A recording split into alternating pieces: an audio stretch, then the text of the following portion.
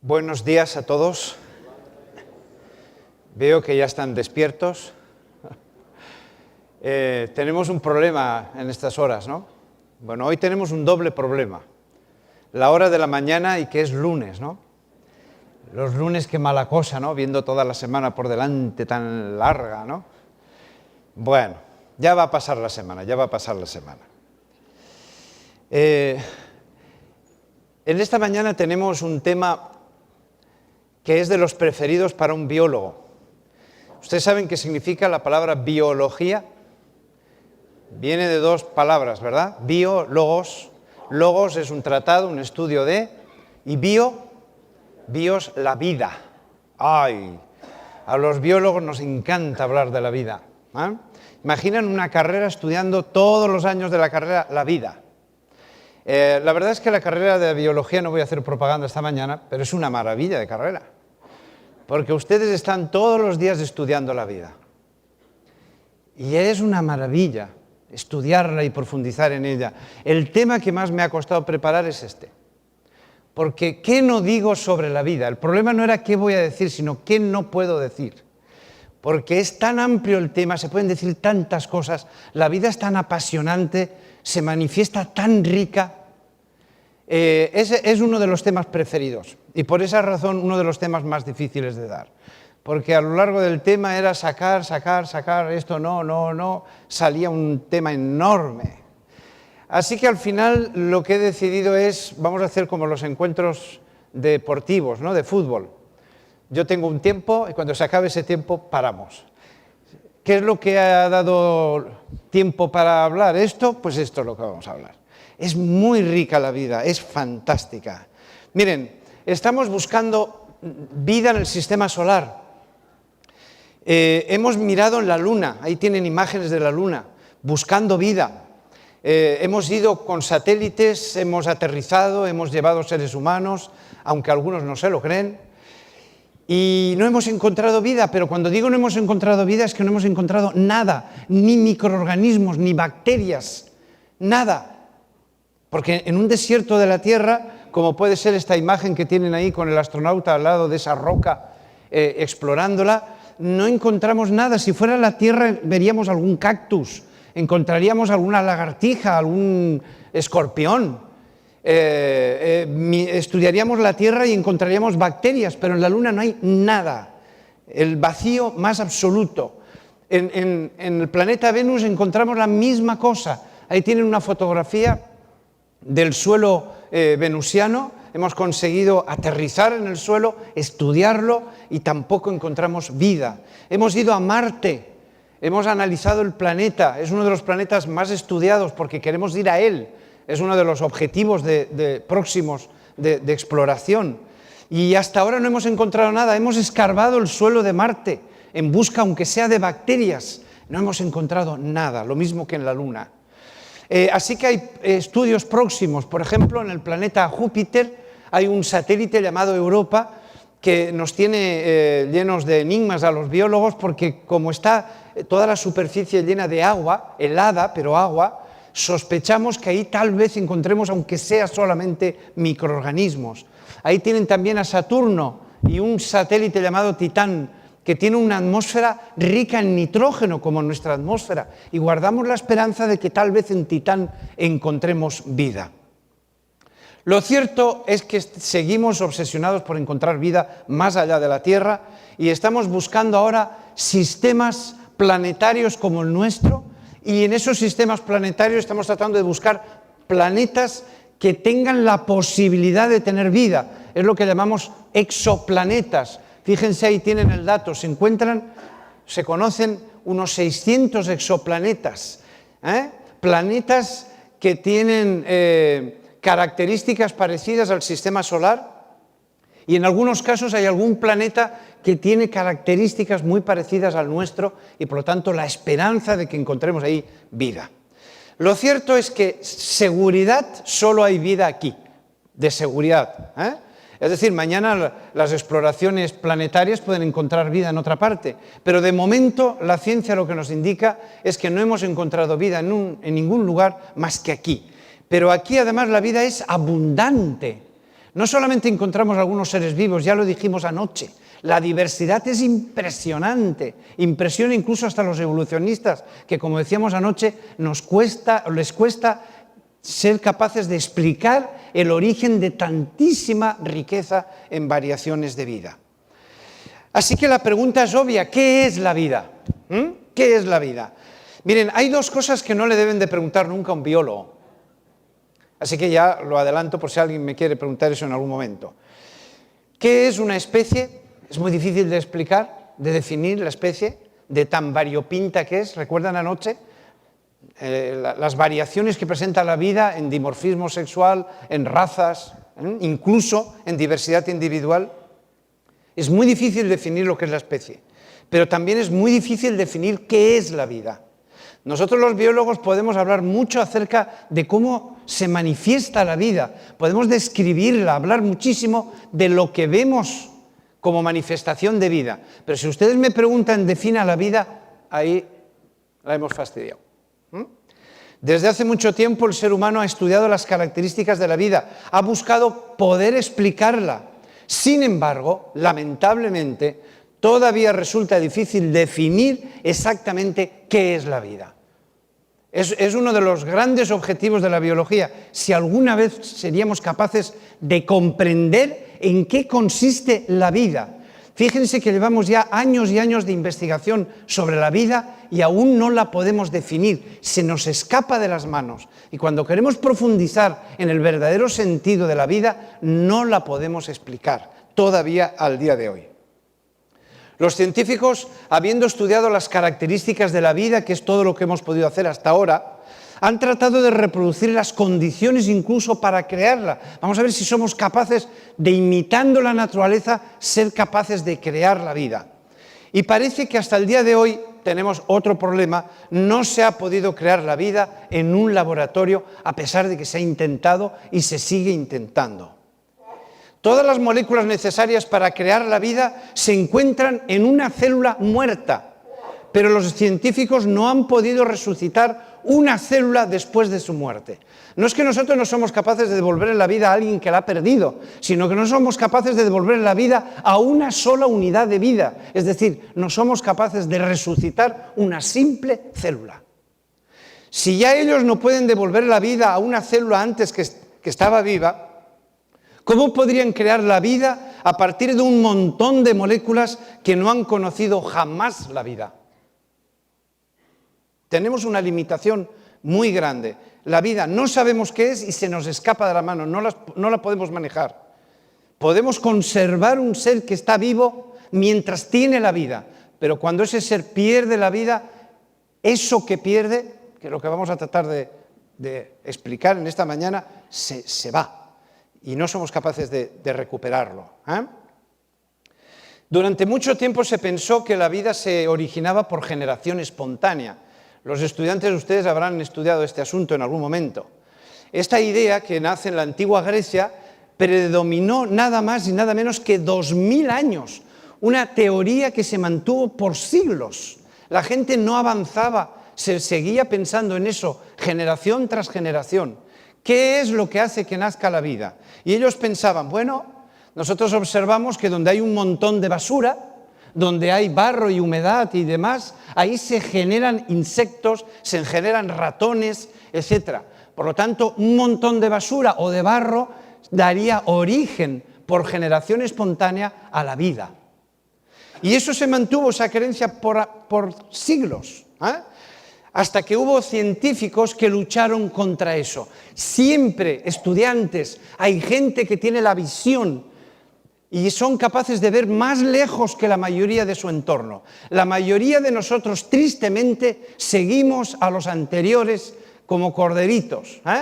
Es muy difícil que haya personas que se planteen preguntas importantes, revolucionarias, que se pregunten el porqué de ciertas cosas. Y durante 2000 años la gente no se preguntaba si la generación espontánea era cierta. Se pasaba de padres a hijos, se lo explicaban unos a otros, hasta que hubo visionarios, gente de ciencia, que se hizo las preguntas correctas. Y cuando uno hace una pregunta correcta, empieza a estar bien encaminada la investigación. Una buena investigación nace siempre de una buena pregunta. El 50% dicen los entendidos que tienes ya en una investigación cuando planteas la pregunta adecuada. Así que aquí tenemos algunos científicos, como es Reddy, como es Spallanzani y sobre todo Pasteur, que fueron capaces a través de una serie de investigaciones, no lo vamos a explicar, trataron de convencer a su sociedad de que la vida solo se genera a partir de la vida. La vida da lugar a la vida, pero la vida no parte de la no vida. Lo inmaterial, lo mineral no puede transformarse en vida. Si aparece en un cadáver gusanos es porque ha habido alguna mosca que ha puesto los huevecitos allí para que salgan unas larvas. Si la carne se pudre es porque allí acuden microorganismos, es la hora de comer de estos seres. Si una manzana se pudre, eso no es arte de magia, es porque ahí están acudiendo microorganismos y están empezando a degradar la materia orgánica y como consecuencia nosotros decimos que se pudre. Es decir, estos científicos fueron capaces de ver más allá que sus contemporáneos. Pero el problema no era lo que ellos veían, tenían que demostrarlo y eso fue muy costoso, muy complicado. Ahí tienen algunas imágenes de los experimentos que tuvieron que realizar para convencer a su sociedad de que la vida se genera a partir de la vida y no a partir de la no vida. Así que se concluyó finalmente con mucho esfuerzo que la vida solo puede proceder de la vida. Tanto esfuerzo, fíjense lo curioso que somos los seres humanos, tanto esfuerzo para demostrar que la vida no puede aparecer por generación espontánea. Y pongo la fecha de 1864, que fue el momento donde se le dio la estocada final para acabar con la teoría de la generación espontánea. En 1859, un poquito antes de que se le diera ese momento mortal a la teoría de la generación espontánea, resulta que por Charles Darwin aparece una teoría que vuelve otra vez a poner la generación espontánea de nuevo. Porque finalmente, ¿qué es lo que está explicando la teoría de la evolución? Que la vida puede proceder de la no vida. Entonces, después de que Reddy, Spallanzani y Pasteur se esforzaran por explicar que la vida solo puede proceder de la vida, ahora vuelve una teoría que recobra muchísima fuerza, que trata de demostrar de nuevo que la vida puede proceder de la no vida. Somos así de curiosos los seres humanos. Aquí tenemos a un tal Miller, 1952, que trató a través de una serie de descargas eléctricas y unos experimentos producir vida y llegó lo más cercano posible, es decir, a producir el aminoácido glicina.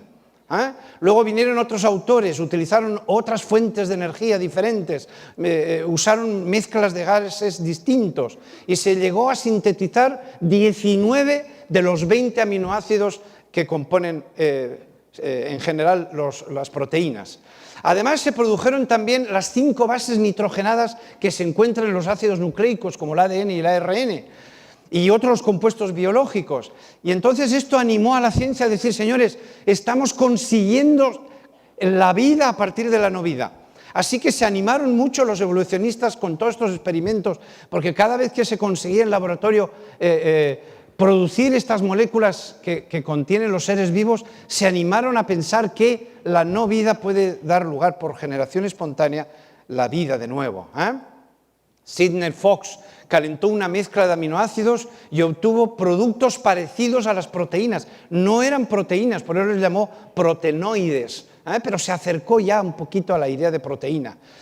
Pero el problema es que las proteínas son formadas por un sistema muy complejo, y hablaremos de complejidad en otro momento, que va desde el ADN, pasando por el ácido ribonucleico mensajero, el ribosomal, el transferente. Esto además implica una información previa de ADN que depende a su vez de la ordenación de sus bases nitrogenadas. Y la pregunta que se plantean los creacionistas y le plantean a los evolucionistas es ¿cómo se formó la transcripción y la traducción de las proteínas? Que los mecanismos que producen las proteínas son muy complejos.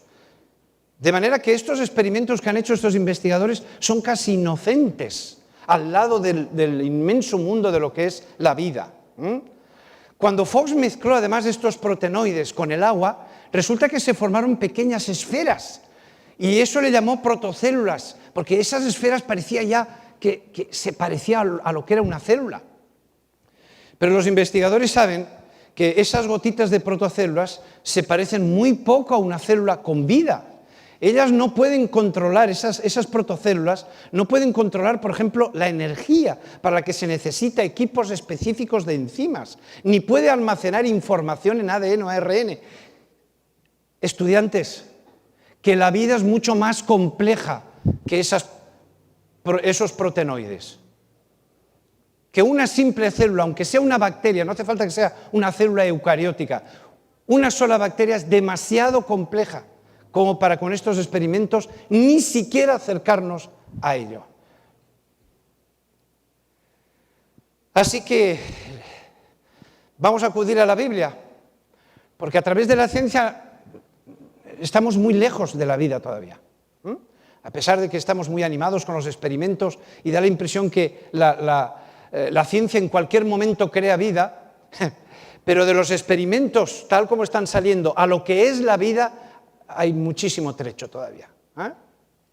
Lo que sí que está claro es que hace falta un cuerpo para que la vida se manifieste. Fíjense, se ha leído antes Génesis 2:7, vamos a analizarlo así rapidito. Dice que Dios modeló al hombre del polvo de la tierra. Yitzer es el verbo en hebreo que se expresa aquí en el texto. Y del polvo de la tierra en hebreo es afar min hadama. ¿Qué significa esto?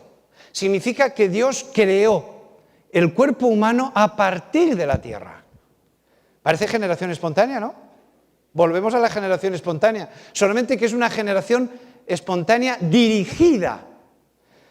Porque la generación espontánea que hablábamos de la Edad Media, por ejemplo, era una generación en donde nadie participa, producto del azar, las cosas.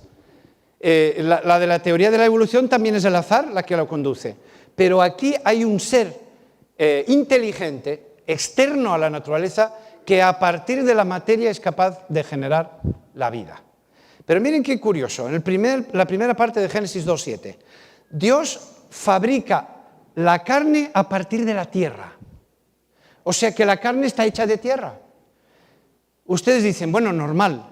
Bueno, ustedes lo están viendo normal porque pertenecen a esta generación, pero durante mucho tiempo se pensaba que la carne estaba hecha de otra materia distinta. No se podía pensar que la carne y los minerales tienen la misma composición. Si ustedes hacen un análisis químico de la Tierra, van a encontrar los mismos elementos químicos que su cuerpo. Si hacemos un análisis químico del cuerpo humano y de la Tierra, van a encontrar los mismos ingredientes. Sin embargo, antiguamente no se pensaba así. Se llamaba materia vital. Era la materia de la que estaban hechos los seres vivos.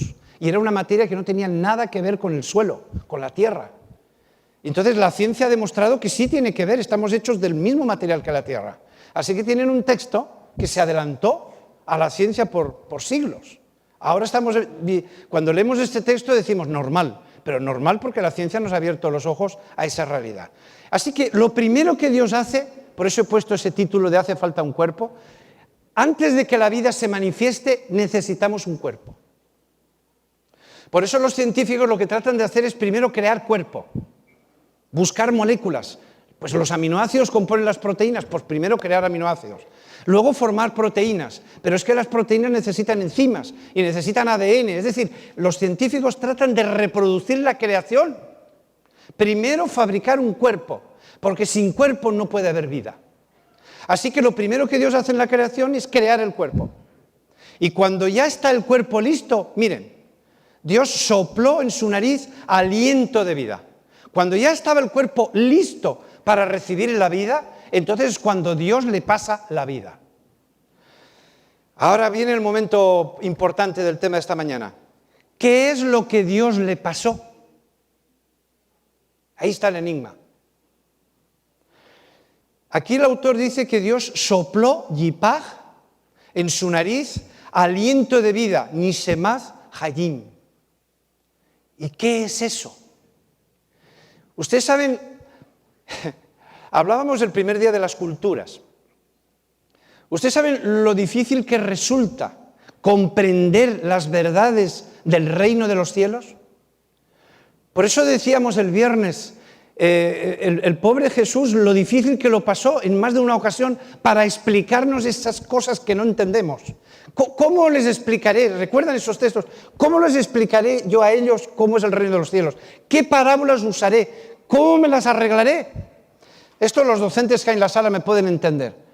Hay conceptos que a veces uno suda para poderlos transmitir porque no sabe qué palabras usar, qué ejemplos poner y de qué forma hacerlo. Así que los profetas, los escritores de la Biblia, a veces cuando tienen que explicar cosas muy difíciles no saben cómo hacerlo y posiblemente ni ellos las comprenden suficientemente como para transmitirlas. Porque a veces los profetas reciben por revelación verdades que los superan a ellos y que superan la cultura en la que ellos viven. Y esta es una.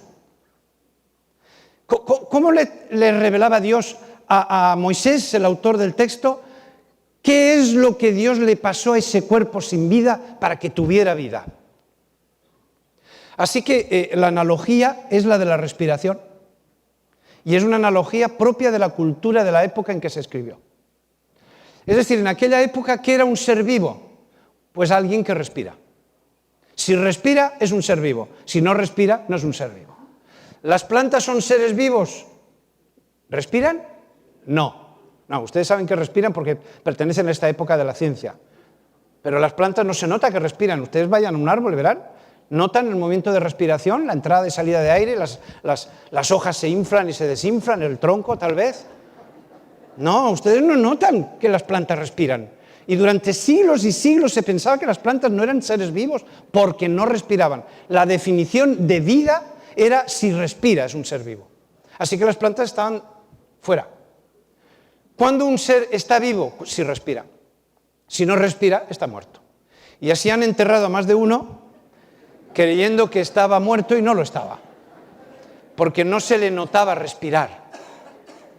Y cuando el otro salió de la crisis en la que se encontraba, pues se vio, pues imagínense, debajo de tierra, ¿no?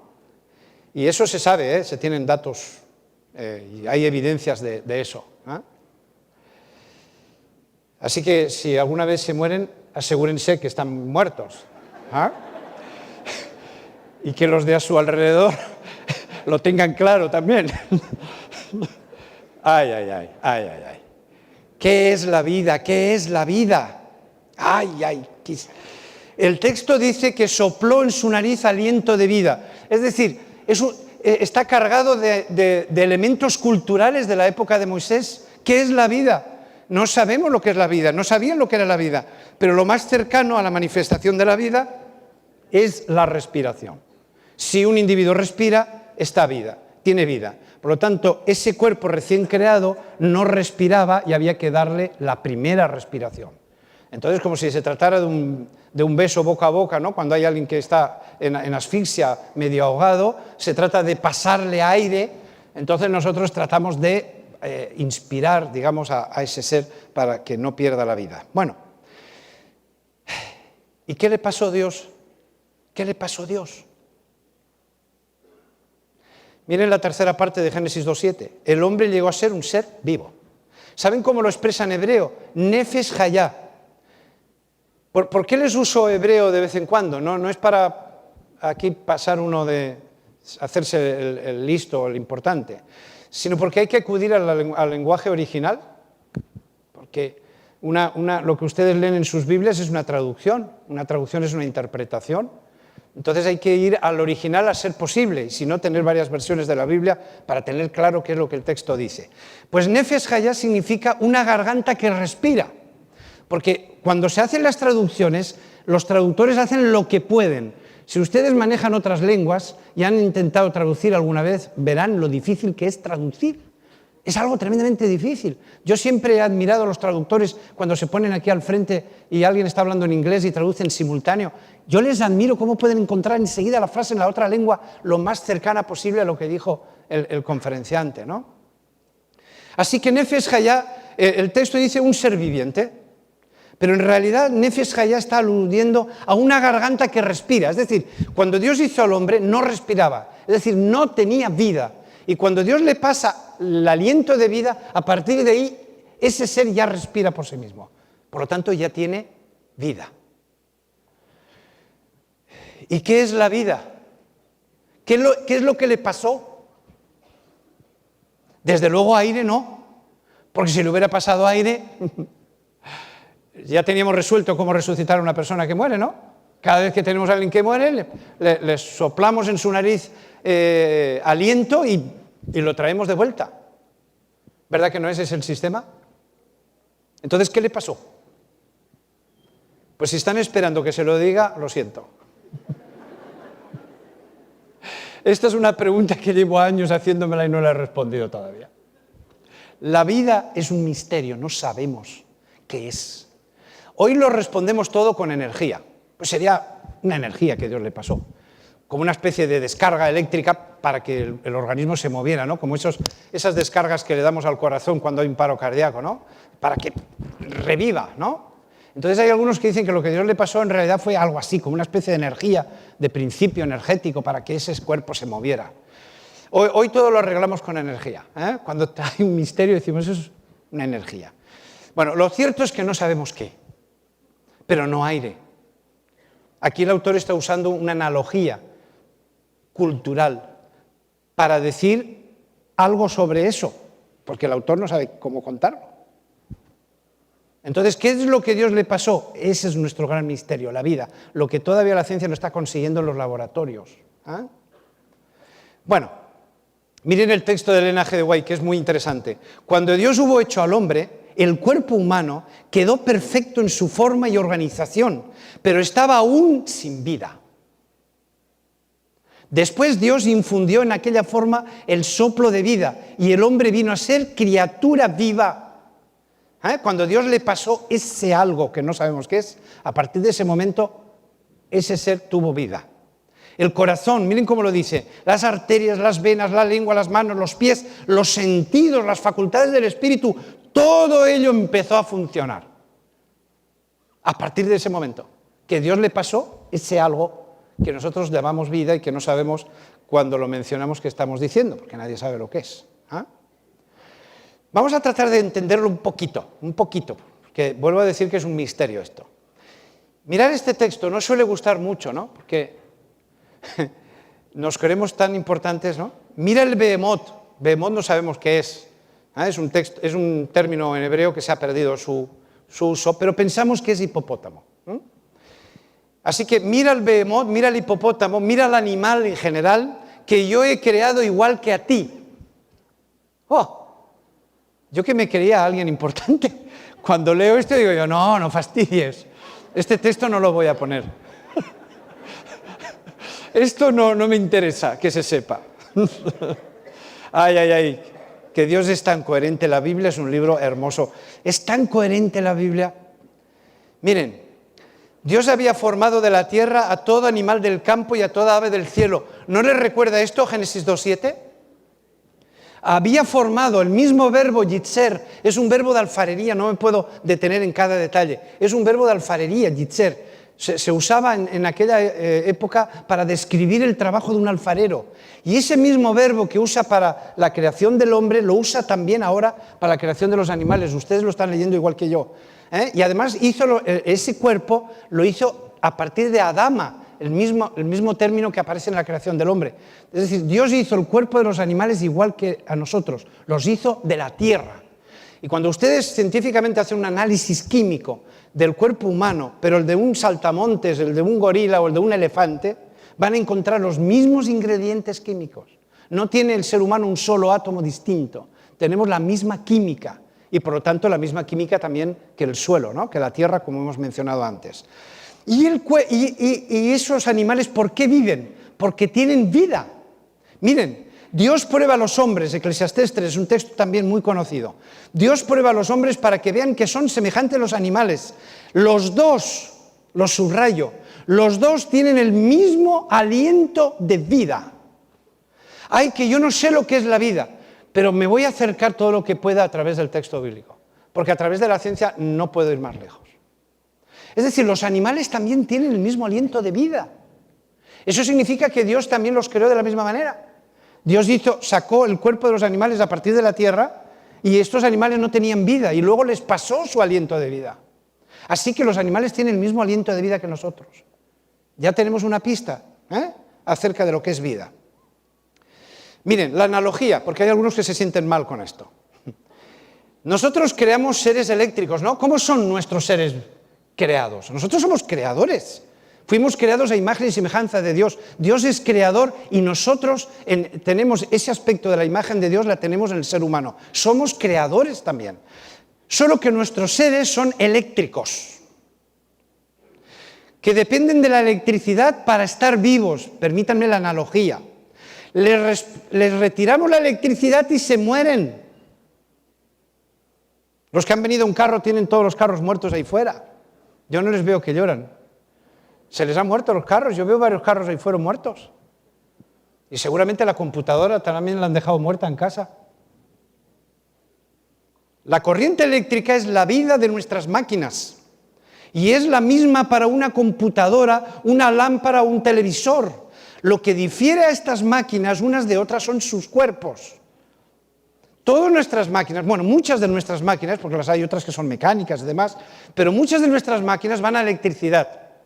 Y la electricidad es la misma para todas las máquinas. Miren la cantidad de cosas que están ocurriendo aquí que van a electricidad. Esta computadora, el cañón, las lámparas, todo el sistema de micrófonos y demás. Y van a la misma electricidad, no hay una serie de enchufes para aplicar según el aparato, ¿verdad que no? La electricidad es común a todos. Entonces, ¿qué es lo que difiere a todas las criaturas hechas por el ser humano? Difiere el cuerpo, porque la electricidad es la misma, la electricidad es neutra. Y cuando la electricidad entra en la computadora, ésta se comporta como computadora. Y cuando la electricidad entra en esas cámaras, funcionan como cámaras. Y la misma electricidad cuando llega a las lámparas, funcionan como lámparas. Así que la vida, cuando ingresa en el ser humano, hace que seamos humanos. Cuando ingresa en un animal, hace que sea un animal. Es el cuerpo del animal y el cuerpo nuestro lo que nos diferencia.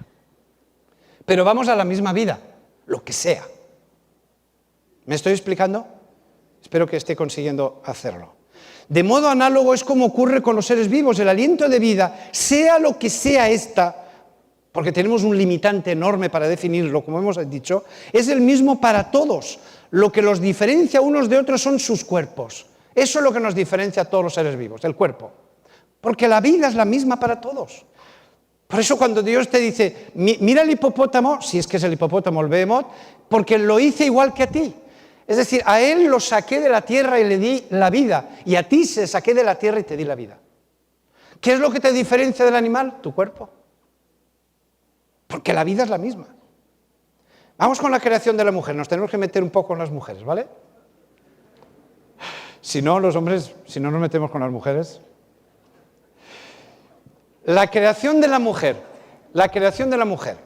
así rapidito. Hay dos partes en la creación de la mujer, dos partes. Una es, atención estudiantes de medicina, una auténtica intervención quirúrgica, es una operación, descrita hace muchísimos años, pero es una operación. Dios hizo caer un profundo sueño sobre Adán. Si uno lee el texto desde los originales en hebreo, es un sueño sobrenatural. No es que me durmió Adán, sino que lo metió en una especie de estado de coma o una especie de anestesia sobrenatural, pero desde luego no lo durmió con sueño natural. Iba a ser intervenido, no podía ser que fuera un sueño normal, se hubiera despertado en plena operación. Mientras duerme, toma una de sus costillas, es decir, lo abre, porque luego va a decir que lo cose, así que el texto, aunque no diga que lo abre, lo abrió, y les trajo una muestra de tejido, Puede ser una costilla, podría ser un costado. Cierra la carne en su lugar, está describiendo una operación quirúrgica. No tiene otro valor este texto. Cuando uno lo está leyendo, al pobre Adán, recién creadito, y ya lo meten en el quirófano, ¿no? Luego que no nos digan las mujeres que no tenemos nuestro mérito, ¿no? Hemos sufrido también lo nuestro, Y además, es la única vez que hemos parido, ¿no? La única. Lo malo es que fue un parto por cesárea, ¿no? En fin, ¿qué le vamos a hacer? La segunda parte es una obra de bioingeniería. Gracias a que hemos descubierto el sistema de clonación, estamos empezando a entender que es posible, a partir de una muestra de tejido, sacar un organismo entero. Esto parecía como si fuera un hada o un mago que de la chistera saca un animalito, una paloma. Parecía una obra de magos esto. Pero gracias al desarrollo de la ciencia estamos comprendiendo que a partir de una muestra de tejido es posible sacar un organismo entero. Así que esto es una especie de clonación, porque de la costilla que Dios tomó del hombre formó Yiven, el verbo es un verbo distinto al que se usa para la creación del hombre, es un verbo de arquitectura, construir. A partir de la costilla Dios construyó, es muy interesante el original, construyó el cuerpo de la mujer. Muy bien. Ahí tenéis la clonación, cómo salió una oveja a partir de una muestra de tejidos. ¿Sí? Y hemos clonado muchos animales, hasta monos hemos clonado.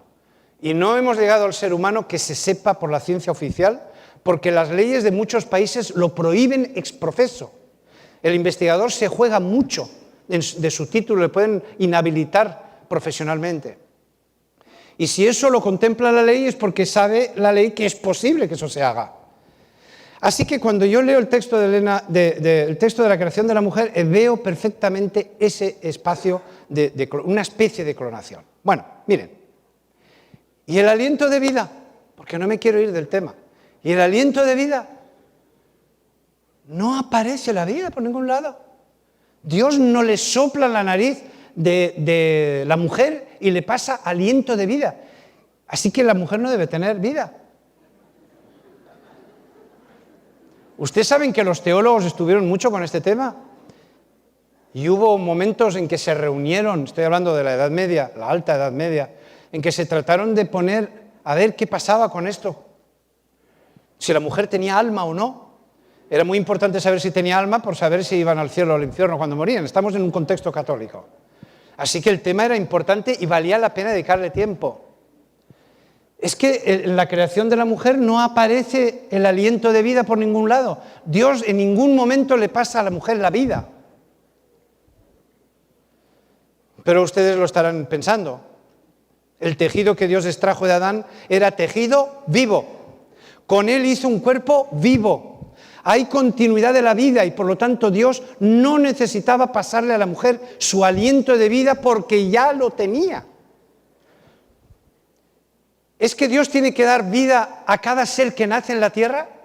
Cada vez que nace una nueva criatura, Dios le sopla en su nariz aliento de vida. ¿Verdad que no es así? ¿Qué ocurre? El espermatozoide tiene vida porque se la da el hombre que la produce, que produce el espermatozoide. El óvulo tiene vida porque se lo da la mujer que produce el óvulo. Así que el óvulo tiene vida y el espermatozoide tiene vida. Cuando se junta en la fecundación y se forma el cigoto, ese cigoto, esa célula, tiene vida. Y cuando se desarrolla, la vida continúa con él. Y por lo tanto, él llega a ser un embrión, luego un feto y luego finalmente nace un niño, se desarrolla y la vida siempre está ahí. Esto es una carrera de relevos, donde nos pasamos el listón de la vida unos a otros. Dios dio la vida solo una vez. Y lo siento, mujeres, pero lo hizo cuando creó al hombre. Es que nosotros estamos celosos de las mujeres porque no podemos dar a luz a un ser vivo, ¿no? Y entonces este texto le tenemos que sacar todo el rendimiento posible.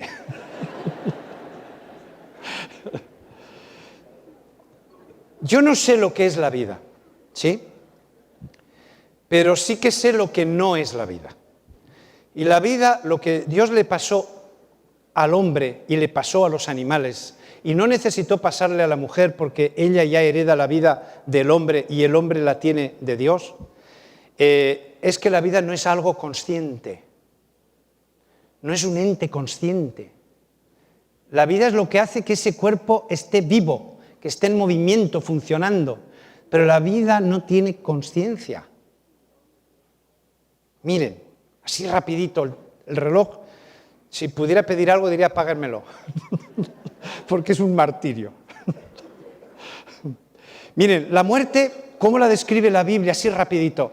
Es un proceso muy triste. Mire qué poesía le ponen al final de la vida, porque es un drama. Miren, acuérdate de tu Creador antes que la cadena de plata se quiebre, se rompa el cuenco de oro, el cántaro se quiebre junto a la fuente, la rueda se rompa sobre el pozo. Es decir, la vida es una cosa maravillosa.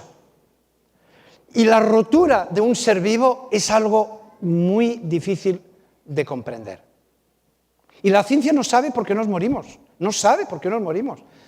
La muerte por enfermedad o accidente se entiende, pero la de por vejez, ¿por qué la vida se retira de nosotros? ¿Por qué el cuerpo no aguanta en algún momento determinado la presencia de la vida? Porque la vida está ahí mientras el cuerpo la puede sostener. Cuando el cuerpo no puede sostener, la vida se va. Entonces el proceso de envejecimiento es un misterio. ¿Por qué envejece el cuerpo que está tan bien hecho, ¿no? Y dice el texto, y el polvo vuelve a la tierra donde vino y el aliento de vida vuelve a Dios. Es decir, el momento de la muerte es lo contrario a Génesis 2:7. Es decir, los dos ingredientes que hemos juntado, como es el cuerpo y la vida, se separan. Y no es que se separen, es que la vida no puede estar en un cuerpo que no tiene determinadas condiciones. Y la vida se va. La vida es muy exigente. Para que la vida pueda estar en un cuerpo, ese cuerpo tiene que estar en unas condiciones determinadas. Si no, la vida no puede mantenerse. Es un misterio, pero es muy interesante esto. Para que la vida no se nos vaya, el cuerpo la tiene que retener. ¿Y cómo la retiene? En determinadas condiciones físico-químicas de las que no nos vamos a meter porque ya no hay tiempo. Así que pasa con los muertos. Los vivos saben que han de morir, pero los muertos nada saben, ni tienen más paga, hasta su memoria queda en el olvido, también su amor, su odio, su envidia perecieron ya, nunca más participan en nada lo que se hace bajo el sol, en el sepulcro donde vas no hay obra, ni planes, ni ciencia, ni sabiduría. Es decir, la vida no sé qué es, pero sí sé lo que no es, y es consciencia. La vida no puede pensar, no tiene razonamiento, no tiene sentimiento, es un ente neutro, que no sé cómo definirlo, pero es algo que nos hace estar vivos, pero la vida en su manifestación depende del cuerpo. Quiero terminar con esta diapositiva. Miren, aquí tienen el cuerpo. Nosotros necesitamos el cerebro para pensar, para recordar, para reconocer. En el cerebro oímos, en el cerebro vemos, a pesar de que tengamos oídos y tengamos ojos, pero todo eso son cámaras y aparatos para recoger información del exterior y proporcionarla al cerebro. Pero finalmente es el cerebro el que hace todo eso. Cuando morimos, ese cerebro se pudre o se convierte en ceniza y se acabó. Ahí terminó. La vida no puede estar ahí. Cuando la vida se retira, ese cerebro deja de funcionar. Es como la electricidad. Ahora cuando termine la reunión van a ver que van a matar a la pobre laptop. La van a matar, la verán. Le van a retirar la electricidad y el laptop se apaga. Eso pasa cuando morimos. Se retira la vida.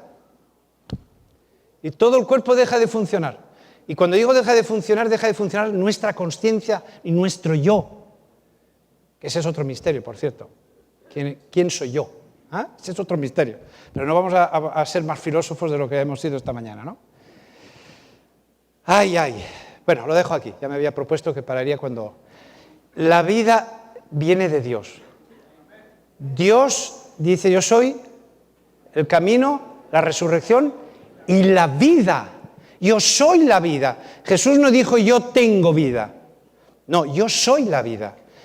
¿Qué es lo que Dios nos da para estar vivos? Eso es un misterio que ni la ciencia ni la teología hemos podido saber perfectamente cómo definir.